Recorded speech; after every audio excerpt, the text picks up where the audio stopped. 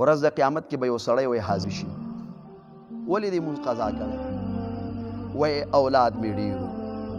بال بچ مې ډېرو زمینداره کې لګیا وم د هغوی ضروریاتو پوره کولو کې مونځ ته نه اوسګارېدلم. یعقوب علیه السلام به الله حاضر کې ډېر اولاد یو 12 زامن نوسیان د هغه د اولاد نه بیا پوره قبیلې جوړې شوي دي په ژوند کې هم ډېر اولاد.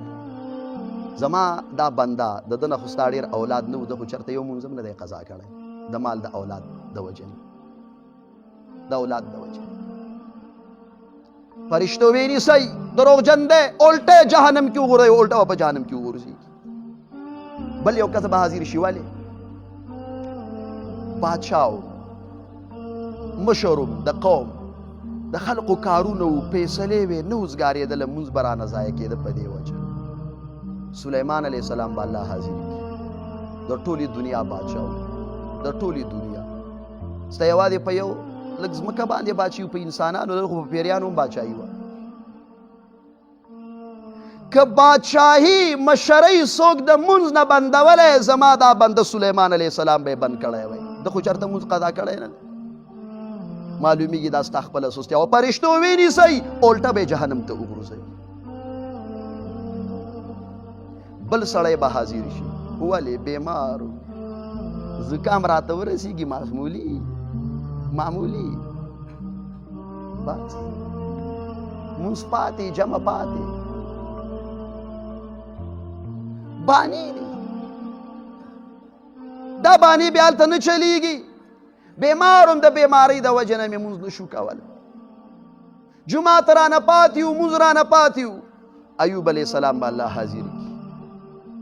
ډېر کلونه مسلسل او داسې بیماري پرې راغله داسې بیماري چې قوم ورنه بیزاره شو قوم د کلي نه وشړه یوه ښځه یې ورسره وه او د کلي نه یې وویسته او ښځه یې ورته رحیمه بیبي هغې ورته داسې یو چبوتره غوندې جوړه کړه او هلته به یې اوسوه او هغې به یې خدمت کوو. دینداره ښځه وه د یوسف علیه السلام نوسۍ وه یا یې لور وه د پیغمبر په خاندان کې وه نو هغې بیبي یې خدمت کوو. ټول قوم ترېنه بیزاره شو خپلوان تش اډوکې پاتې شوی و په عبادت کې فرق نه و راغلی عبادت کې فرق نه و راغلی. که بیماری سړی د الله د ذکر او د یاد نه منع کولی زما دا بنده ایوب علیه السلام به یې منع کړی دا ستا خپله سستیا وه. فرشتو ونیسئ جهنم ته یې وغورځوئ جهنم کې به یې الټه وغورځوئ. ښځو کې به حاضرې شي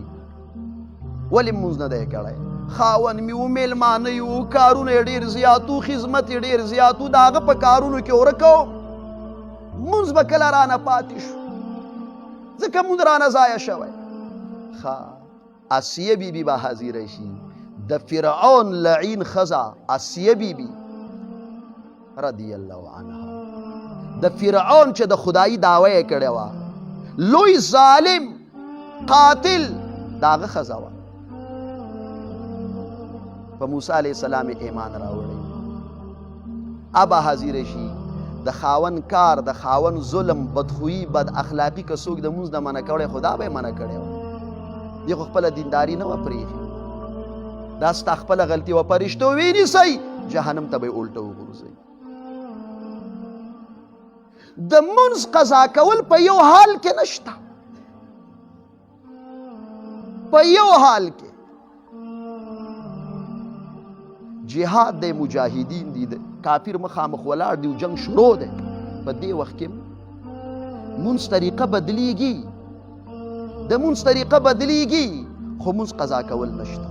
په ولاړ وکه په سورلۍ وکه سورلۍ د منډې وي په اشاره باندې رکوع سجده کوه خو مونځ باندې پرېږده. په ولاړې کولی شي په ولاړه بیمار یې نشي کولی په ناسته رکوع سجده نشي کولی په اشاره کېنستی نشي په ملاسته خو مونځ باندې پرېږدي چې 60 دقیقې مونځ باندې پرېږدي. او مونږ او تاسو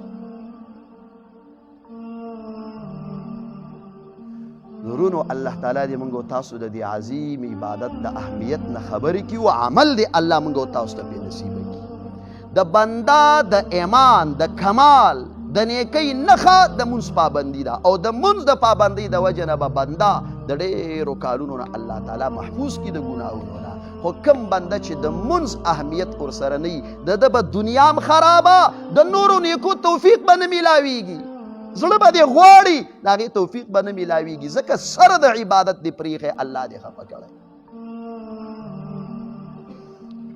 ټول کارونه به دې جوړ وي د دنیا کارونه آخرت به دې ګلي ګلزاري د نورو نیکیو توفیق به الله درکوي نو الله دې مسلمانان زموږ نوجوانان سپینګیري نارینه زنانه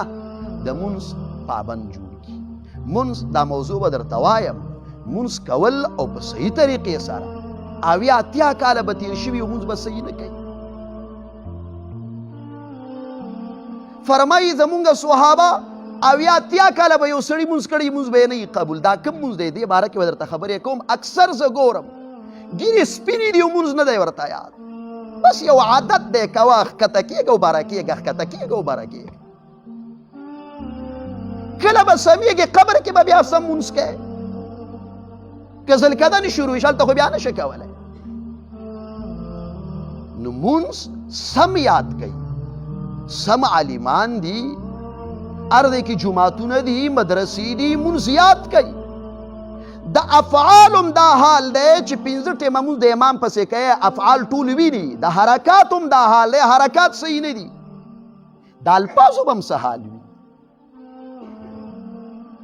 نو مونځ بنده ښه یاد کي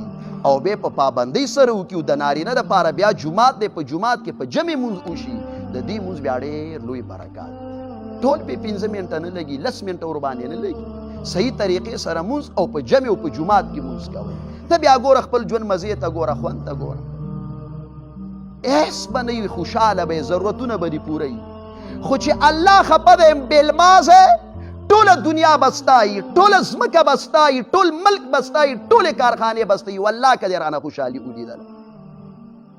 کړېدلی سورېدلی دنیا کې به ستړی ژوند تېری او آخرت کې به دې کوم حال وي قبر به دې څنګه وي تاسو د کان بزرګان وګورئ خپل کورونه هم نشته ایس هم خپل نه لري اوسېږي ته هم اوسېږي په یو کور کې هم اوسېږي هر څه یې برابر خوشحاله مطمئن خوراک چې هر څه ورته رسېږي دی خوشحاله بچي یې خوشحاله په اطمینان په آرام په سکون کې